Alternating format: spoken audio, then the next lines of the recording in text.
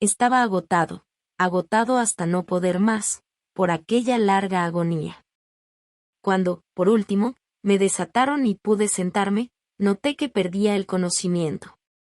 La sentencia, la espantosa sentencia de muerte, fue la última frase claramente acentuada que llegó a mis oídos. Luego, el sonido de las voces de los inquisidores me pareció que se apagaba en el indefinido zumbido de un sueño. El ruido aquel provocaba en mi espíritu una idea de rotación, quizá a causa de que lo asociaba en mis pensamientos con una rueda de molino. Pero aquello duró poco tiempo, porque, de pronto, no oí nada más. No obstante, durante algún rato pude ver, pero y con qué terrible exageración. Veía los labios de los jueces vestidos de negro, eran blancos, más blancos que la hoja de papel sobre la que estoy escribiendo estas palabras, y delgados hasta lo grotesco, adelgazados por la intensidad de su dura expresión, de su resolución inexorable, del riguroso desprecio al dolor humano. Veía que los decretos de lo que para mí representaba el destino salían aún de aquellos labios. Los vi retorcerse en una frase mortal, les vi pronunciar las sílabas de mi nombre, y me estremecí al ver que el sonido no seguía al movimiento. Durante varios momentos de espanto frenético vi también la blanda y casi imperceptible ondulación de las negras colgaduras que cubrían las paredes de la sala, y mi vista cayó entonces sobre los 7 grandes hachones que se habían colocado sobre la mesa. Tomaron para mí, al principio, el aspecto de la caridad, y los imaginé ángeles blancos y esbeltos que debían salvarme. Pero entonces, y de pronto, una náusea mortal invadió mi alma, y sentí que cada fibra de mi ser se estremecía como si hubiera estado en contacto con el hilo de una batería galvánica. Y las formas angélicas convertíanse en insignificantes espectros con cabeza de llama, y claramente comprendí que no debía esperar de ellos auxilio alguno. Entonces, como una magnífica nota musical, se insinuó en mi imaginación la idea del inefable reposo que nos espera en la tumba. Llegó suave, furtivamente, creo que necesité un gran rato para apreciarla por completo. Pero en el preciso instante en que mi espíritu comenzaba a sentir claramente esa idea, y a acariciarla, las figuras de los jueces se desvanecieron como por arte de magia, los grandes hachones se redujeron a la nada, sus llamas se apagaron por completo, y sobrevino la negrura de las tinieblas. Todas las sensaciones parecieron desaparecer como en una zambullida loca y precipitada del alma en el Hades. Y el universo fue solo noche, silencio, inmovilidad. Estaba desvanecido.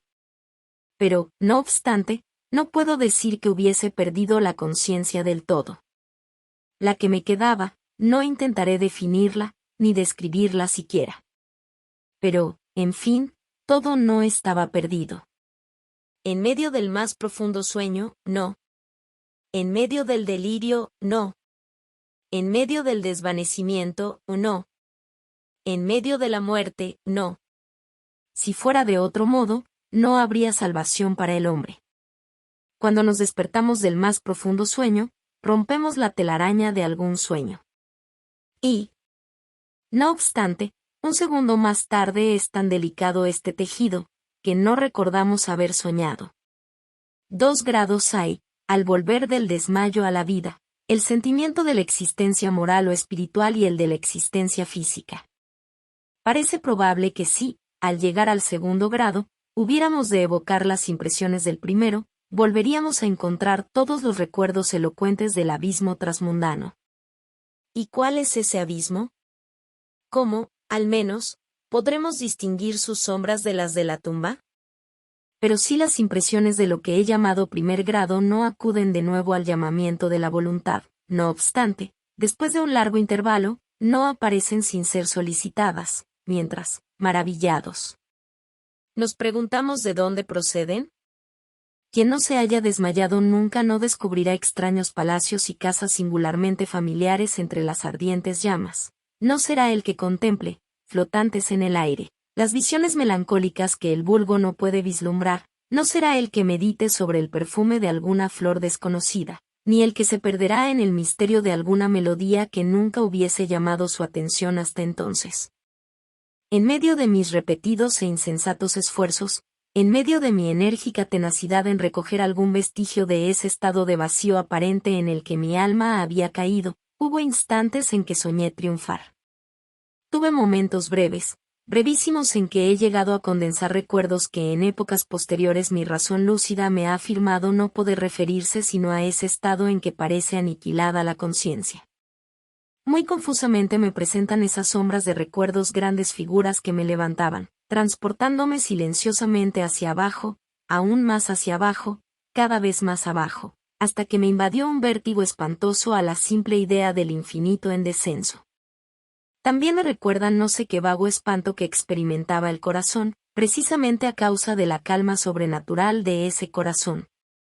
Luego el sentimiento de una repentina inmovilidad en todo lo que me rodeaba, como si quienes me llevaban, un cortejo de espectros, hubieran pasado, al descender, los límites de lo ilimitado, y se hubiesen detenido, vencidos por el hastío infinito de su tarea. Recuerda a mi alma más tarde una sensación de insipidez y de humedad. Después, todo no es más que locura, la locura de una memoria que se agita en lo abominable. De pronto vuelven a mi alma un movimiento y un sonido, el movimiento tumultuoso del corazón y el rumor de sus latidos. Luego, un intervalo en el que todo desaparece. Luego, el sonido de nuevo, el movimiento y el tacto, como una sensación vibrante penetradora de mi ser. Después la simple conciencia de mi existencia sin pensamiento, sensación que duró mucho. Luego, bruscamente, el pensamiento de nuevo, un temor que me producía escalofríos y un esfuerzo ardiente por comprender mi verdadero estado. Después, un vivo afán de caer en la insensibilidad. Luego, un brusco renacer del alma y una afortunada tentativa de movimiento. Entonces, el recuerdo completo del proceso, de los negros tapices, de la sentencia, de mi debilidad, de mi desmayo. Y el olvido más completo en torno a lo que ocurrió más tarde. Únicamente después, y gracias a la constancia más enérgica, he logrado recordarlo vagamente. No había abierto los ojos hasta ese momento. Pero sentía que estaba tendido de espaldas y sin ataduras. Extendí la mano y pesadamente cayó sobre algo húmedo y duro. Durante algunos minutos la dejé descansar así, haciendo esfuerzos por adivinar dónde podía encontrarme y lo que había sido de mí. Sentía una gran impaciencia por hacer uso de mis ojos, pero no me atreví. Tenía miedo de la primera mirada sobre las cosas que me rodeaban. No es que me aterrorizara contemplar cosas horribles, sino que me aterraba la idea de no ver nada.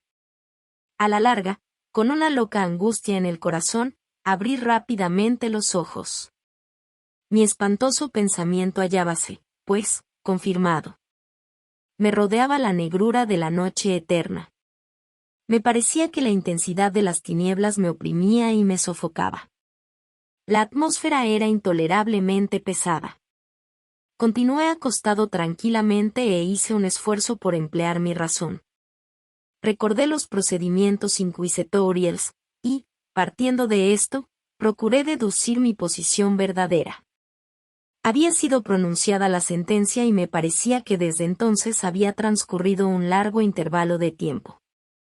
No obstante, ni un solo momento imaginé que estuviera realmente muerto. A pesar de todas las ficciones literarias, semejante idea es absolutamente incompatible con la existencia real. Pero ¿y dónde me encontraba y cuál era mi estado? Sabía que los condenados a muerte morían con frecuencia en los autos de fe. La misma tarde del día de mi juicio habíase celebrado una solemnidad de esta especie. Me habían llevado, acaso, de nuevo a mi calabozo para aguardar en él el próximo sacrificio que había de celebrarse meses más tarde. Desde el principio comprendí que esto no podía ser. Inmediatamente había sido puesto en requerimiento el contingente de víctimas. Por otra parte, mi primer calabozo, como todas las celdas de los condenados, en Toledo, estaba empedrado y había en él alguna luz. Repentinamente, una horrible idea aceleró mi sangre en torrentes hacia mi corazón, y durante unos instantes caí de nuevo en mi insensibilidad. Al volver en mí, De un solo movimiento me levanté sobre mis pies, temblando convulsivamente en cada fibra. Desatinadamente, extendí mis brazos por encima de mi cabeza y a mi alrededor, en todas direcciones. No sentí nada. No obstante, temblaba a la idea de dar un paso, pero me daba miedo tropezar contra los muros de mi tumba. Brotaba el sudor por todos mis poros, y en gruesas gotas frías se detenía sobre mi frente. A la larga, se me hizo intolerable la agonía de la incertidumbre y avancé con precaución, extendiendo los brazos y con los ojos fuera de sus órbitas, con la esperanza de hallar un débil rayo de luz. Di algunos pasos, pero todo estaba vacío y negro. Respiré con mayor libertad. Por fin, me pareció evidente que el destino que me habían reservado no era el más espantoso de todos. Y entonces, mientras precavidamente continuaba avanzando, se confundían en masa en mi memoria 1000 vagos rumores que sobre los horrores de Toledo corrían. Sobre estos calabozos contábanse cosas extrañas. Yo siempre había creído que eran fábulas, pero, sin embargo, eran tan extraños, que solo podían repetirse en voz baja. ¿Debía morir yo de hambre, en aquel subterráneo mundo de tinieblas, o qué muerte más terrible me esperaba? Puesto que conocía demasiado bien el carácter de mis jueces, no podía dudar de que el resultado era la muerte, y una muerte de una amargura escogida. Lo que sería, y la hora de su ejecución, era lo único que me preocupaba y me aturdía. Mis extendidas manos encontraron, por último, un sólido obstáculo. Era una pared que parecía construida de piedra, muy lisa, húmeda y fría. La fui siguiendo de cerca, caminando con la precavida desconfianza que me habían inspirado ciertas narraciones antiguas. Sin embargo, esta operación no me proporcionaba medio alguno para examinar la dimensión de mi calabozo, pues podía dar la vuelta y volver al punto de donde había partido sin darme cuenta de lo perfectamente igual que parecía la pared. En vista de ello busqué el cuchillo que guardaba en uno de mis bolsillos cuando fui conducido al tribunal. Pero había desaparecido, porque mis ropas habían sido cambiadas por un traje de grosera estameña. Con objeto de comprobar perfectamente mi punto de partida, había pensado clavar la hoja en alguna pequeña grieta de la pared. Sin embargo, la dificultad era bien fácil de ser solucionada, y, no obstante, al principio, debido al desorden de mi pensamiento, me pareció insuperable. Rasgué una tira de la orla de mi vestido y la coloqué en el suelo en toda su longitud, formando un ángulo recto con el muro. Recorriendo a tientas mi camino en torno a mi calabozo, al terminar el circuito tendría que encontrar el trozo de tela. Por lo menos, esto era lo que yo creía, pero no había tenido en cuenta ni las dimensiones de la celda ni mi debilidad. El terreno era húmedo y resbaladizo. Tambaleándome, anduve durante algún rato. Después tropecé y caí. Mi gran cansancio me decidió a continuar tumbado, y no tardó el sueño en apoderarse de mí en aquella posición. Al despertarme y alargar el brazo hallé a mi lado un pan y un cántaro con agua. Estaba demasiado agotado para reflexionar en tales circunstancias, y bebí y comí ávidamente. Tiempo más tarde reemprendí mi viaje en torno a mi calabozo, y trabajosamente logré llegar al trozo de estameña. En el momento de caer había contado ya 52 pasos, y desde que reanudé el camino hasta encontrar la tela, 48. De modo que medía un total de 100 pasos, y suponiendo que 2 de ellos constituyeran una yarda, calculé en unas 50 yardas la circunferencia de mi calabozo. Sin embargo, había tropezado con numerosos ángulos en la pared, y esto impedía el conjeturar la forma de la cueva, pues no había duda alguna de que aquello era una cueva. No ponía gran interés en aquellas investigaciones, y con toda seguridad estaba desalentado.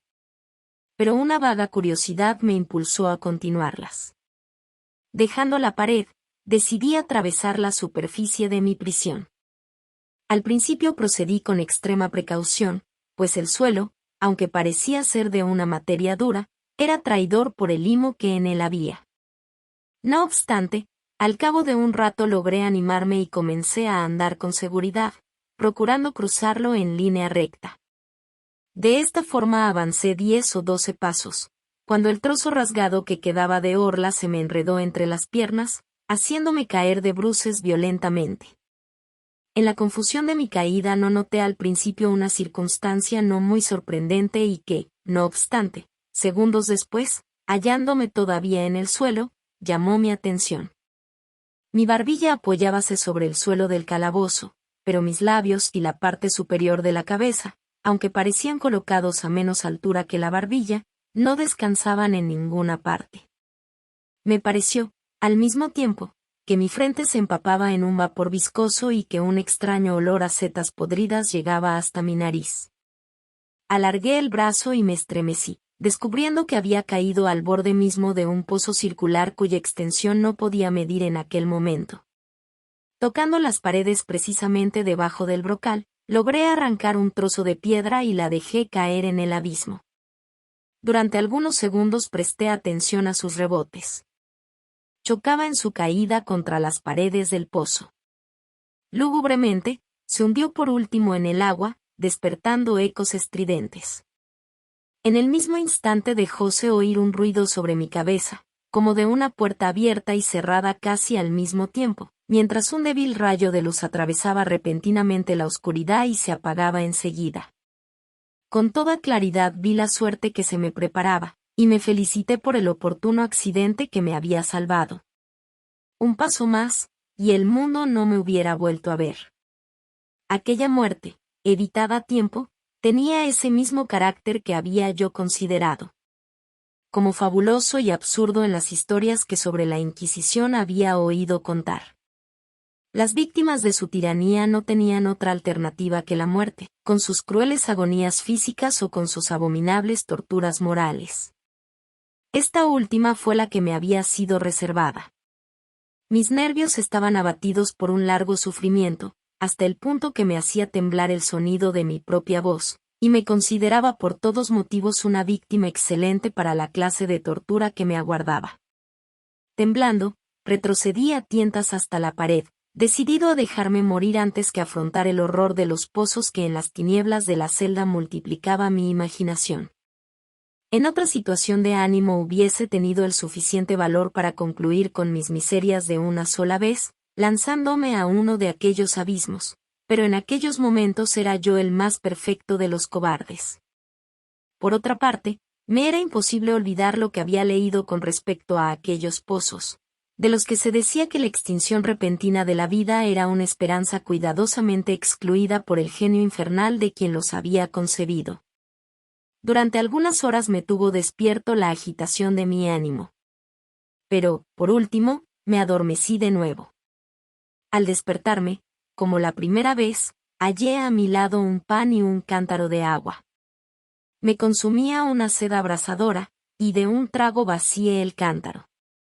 Algo debía de tener aquella agua, pues apenas bebí sentí unos irresistibles deseos de dormir.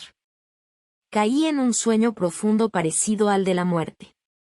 No he podido saber nunca cuánto tiempo duró, pero, al abrir los ojos, pude distinguir los objetos que me rodeaban. Gracias a una extraña claridad sulfúrea, cuyo origen no pude descubrir al principio, podía ver la magnitud y aspecto de mi cárcel. Me había equivocado mucho con respecto a sus dimensiones. Las paredes no podían tener más de 25 yardas de circunferencia. Durante unos minutos, ese descubrimiento me turbó grandemente, turbación en verdad pueril, ya que, dadas las terribles circunstancias que me rodeaban, ¿qué cosa menos importante podía encontrar que las dimensiones de mi calabozo? Pero mi alma ponía un interés extraño en las cosas nimias, y tenazmente me dediqué a darme cuenta del error que había cometido al tomar las medidas a aquel recinto. Por último se me apareció como un relámpago la luz de la verdad. En mi primera exploración había contado 52 pasos hasta el momento de caer. En ese instante debía encontrarme a 1 o 2 pasos del trozo de tela. Realmente, había efectuado casi el circuito de la cueva. Entonces me dormí, y al despertarme, necesariamente debí de volver sobre mis pasos, creando así un circuito casi doble del real.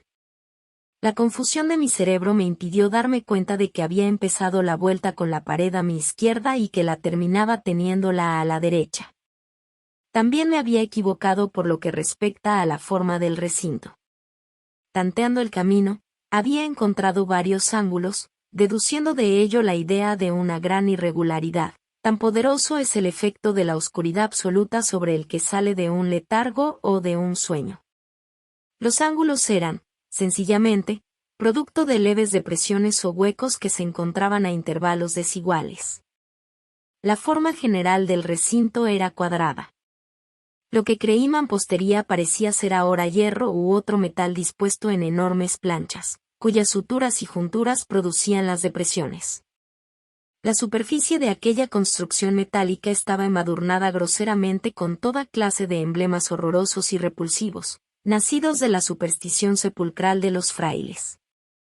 Figuras de demonios con amenazadores gestos, con formas de esqueleto y otras imágenes del horror más realista llenaban en toda su extensión las paredes. Me di cuenta de que los contornos de aquellas monstruosidades estaban suficientemente claros, pero que los colores parecían manchados y estropeados por efecto de la humedad del ambiente. Vi entonces que el suelo era de piedra. En su centro había un pozo circular, de cuya boca había yo escapado, pero no vi que hubiese alguno más en el calabozo. Todo esto lo vi confusamente y no sin esfuerzo, pues mi situación física había cambiado mucho durante mi sueño. Ahora, de espaldas, estaba acostado cuán largo era sobre una especie de armadura de madera muy baja. Estaba atado con una larga tira que parecía de cuero. Enrollábase en distintas vueltas en torno a mis miembros y a mi cuerpo, dejando únicamente libres mi cabeza y mi brazo izquierdo. Sin embargo, tenía que hacer un violento esfuerzo para alcanzar el alimento que contenía un plato de barro que habían dejado a mi lado sobre el suelo. Con verdadero terror me di cuenta de que el cántaro había desaparecido, y digo con terror porque me devoraba una sed intolerable.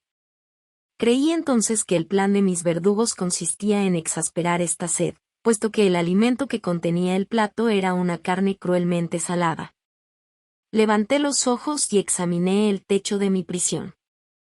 Hallábase a una altura de 30 o 40 pies y parecíase mucho, por su construcción, a las paredes laterales. En una de sus caras llamó mi atención una figura de las más singulares.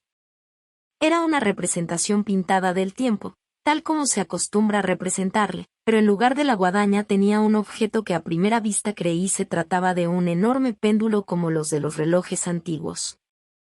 No obstante, algo había en el aspecto de aquella máquina que me hizo mirarla con más detención.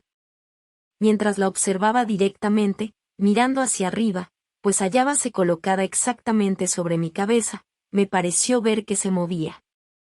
Un momento después se confirmaba mi idea. Su balanceo era corto y, por tanto, muy lento. No sin cierta desconfianza, y, sobre todo, con extrañeza la observé durante unos minutos. Cansado, al cabo de vigilar su fastidioso movimiento, volví mis ojos a los demás objetos de la celda. Un ruido leve atrajo mi atención. Miré al suelo y vi algunas enormes ratas que lo cruzaban. Habían salido del pozo que yo podía distinguir a mi derecha. En ese instante, mientras las miraba, subieron en tropel, a toda prisa, con voraces ojos y atraídas por el olor de la carne. Me costó gran esfuerzo y atención apartarlas. Transcurrió media hora, tal vez una hora, pues apenas imperfectamente podía medir el tiempo cuando, de nuevo, levanté los ojos sobre mí. Lo que entonces vi me dejó atónito y sorprendido. El camino del péndulo había aumentado casi una yarda, y, como consecuencia natural, su velocidad era también mucho mayor. Pero, principalmente, lo que más me impresionó fue la idea de que había descendido visiblemente. Puede imaginarse con qué espanto observé entonces que su extremo inferior estaba formado por media luna de brillante acero, que, aproximadamente, tendría un pie de largo de un cuerno a otro. Los cuernos estaban dirigidos hacia arriba, y el filo inferior, evidentemente afilado como una navaja barbera. También parecía una navaja barbera, pesado y macizo, y ensanchábase desde el filo en una forma ancha y sólida. Se ajustaba a una gruesa varilla de cobre, y todo ello silbaba moviéndose en el espacio. Ya no había duda alguna con respecto a la suerte que me había preparado la horrible ingeniosidad monacal. Los agentes de la Inquisición habían previsto mi descubrimiento del pozo, cuyos horrores habían sido reservados para un hereje tan temerario como yo, del pozo, imagen del infierno, considerado por la opinión como la última tule de todos los castigos. El más fortuito de los accidentes.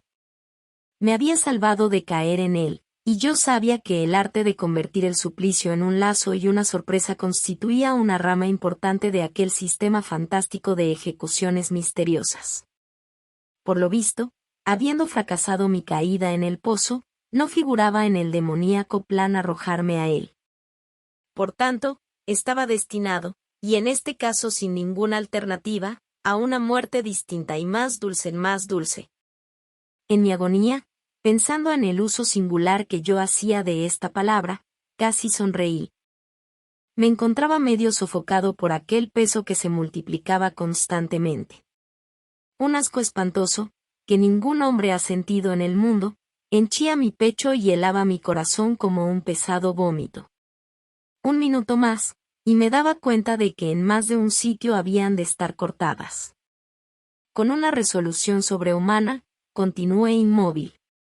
No me había equivocado en mis cálculos. Mis sufrimientos no habían sido vanos. Sentí luego que estaba libre. En pedazos, colgaba la correa en torno de mi cuerpo. Pero el movimiento del péndulo efectuábase ya sobre mi pecho.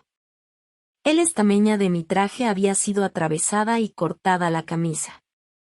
Efectuó 2 oscilaciones más, y un agudo dolor atravesó mis nervios. Pero había llegado el instante de salvación. A un ademán de mis manos, huyeron tumultuosamente mis libertadoras.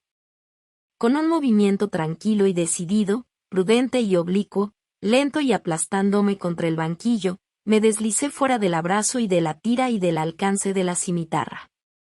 Cuando menos, por el momento estaba libre. Libre. Y en las garras de la Inquisición. Apenas había escapado de mi lecho de horror, apenas hube dado unos pasos por el suelo de mi calabozo, cesó el movimiento de la máquina infernal y la oí subir atraída hacia el techo por una fuerza invisible. Aquella fue una lección que llenó de desesperación mi alma. Indudablemente, todos mis movimientos eran espiados. Libre. Había escapado de la muerte bajo una determinada agonía, solo para ser entregado a algo peor que la muerte misma, y bajo otra nueva forma. Pensando en ello, fijé convulsivamente mis ojos en las paredes de hierro que me rodeaban. Algo extraño, un cambio que en principio no pude apreciar claramente, se había producido con toda evidencia en la habitación. Durante varios minutos en los que estuve distraído, lleno de ensueños y escalofríos, me perdí en conjeturas vanas e incoherentes. Por primera vez me di cuenta del origen de la luz sulfurosa que iluminaba la celda. Provenía de una grieta de media pulgada de anchura, que extendíase en torno del calabozo en la base de las paredes, que, de ese modo, parecían, y en efecto lo estaban, completamente separadas del suelo. Intenté mirar por aquella abertura, aunque, como puede imaginarse, inútilmente. Al levantarme desanimado, se descubrió a mi inteligencia, de pronto, el misterio de la alteración que la celda había sufrido. Había tenido ocasión de comprobar que, aun cuando los contornos de las figuras pintadas en las paredes fuesen suficientemente claros, los colores parecían alterados y borrosos. Ahora acababan de tomar, y tomaban a cada momento, un sorprendente e intensísimo brillo, que daba a aquellas imágenes fantásticas y diabólicas un aspecto que hubiera hecho temblar a nervios más firmes que los míos. Pupilas demoníacas, de una viveza siniestra y feroz, se clavaban sobre mí desde 1000 sitios distintos, donde yo anteriormente no había sospechado que se encontrara ninguna, y brillaban cual fulgor lúgubre de un fuego que, aunque vanamente, quería considerar completamente imaginario. Imaginario. Me bastaba respirar para traer hasta mi nariz un vapor de hierro enrojecido. Extendíase por el calabozo un olor sofocante. A cada momento reflejábase un ardor más profundo en los ojos clavados en mi agonía. Un rojo más oscuro se extendía sobre aquellas horribles pinturas sangrientas. Estaba jadeante, respiraba con grandes esfuerzos. No había duda sobre el deseo de mis verdugos, los más despiadados y demoníacos de todos los hombres. Me aparté lejos del metal ardiente, dirigiéndome al centro del calabozo. Frente a aquella destrucción por el fuego, la idea de la frescura del pozo llegó a mi alma como un bálsamo. Me lancé hacia sus mortales bordes. Dirigí mis miradas hacia el fondo. El resplandor de la inflamada bóveda iluminaba sus cavidades más ocultas. No obstante, durante un minuto de desvarío, mi espíritu negóse a comprender la significación de lo que veía. Al fin, aquello penetró en mi alma, a la fuerza, triunfalmente. Se grabó a fuego en mi razón estremecida. Una voz para hablar. Oh horror. Todos los horrores, menos ese. Con un grito, me aparté del brocal, y, escondiendo mi rostro entre las manos, lloré con amargura. El calor aumentaba rápidamente, y levanté una vez más los ojos, temblando en un acceso febril. En la celda habíase operado un segundo cambio, y este efectuábase, evidentemente, en la forma. Como la primera vez, intenté inútilmente apreciar o comprender lo que sucedía. Pero no me dejaron mucho tiempo en la duda. La venganza de la Inquisición era rápida, y 2 veces la había frustrado. No podía luchar por más tiempo con el Rey del Espanto. La celda había sido cuadrada. Ahora notaba que 2 de sus ángulos de hierro eran agudos, y, por tanto obtusos los otros 2. Con un gruñido, con un sordo gemido, aumentaba rápidamente el terrible contraste.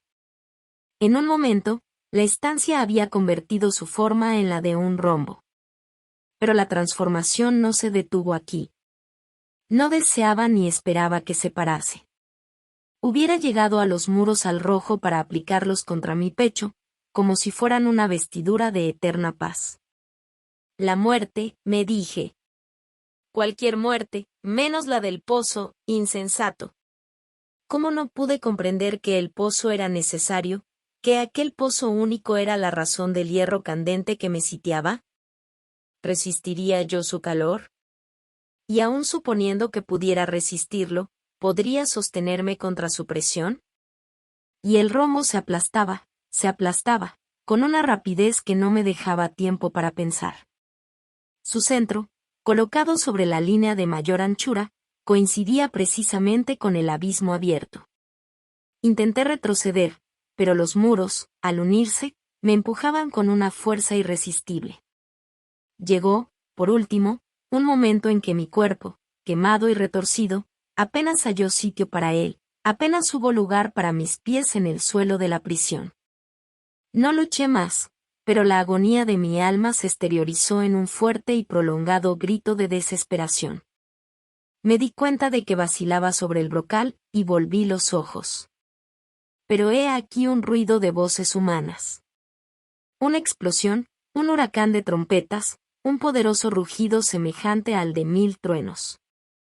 Los muros de fuego echáronse hacia atrás precipitadamente. Un brazo alargado me cogió del mío, cuando, ya desfalleciente, me precipitaba en el abismo. Era el brazo del general Lasalle. Las tropas francesas habían entrado en Toledo. La Inquisición hallábase en poder de sus enemigos.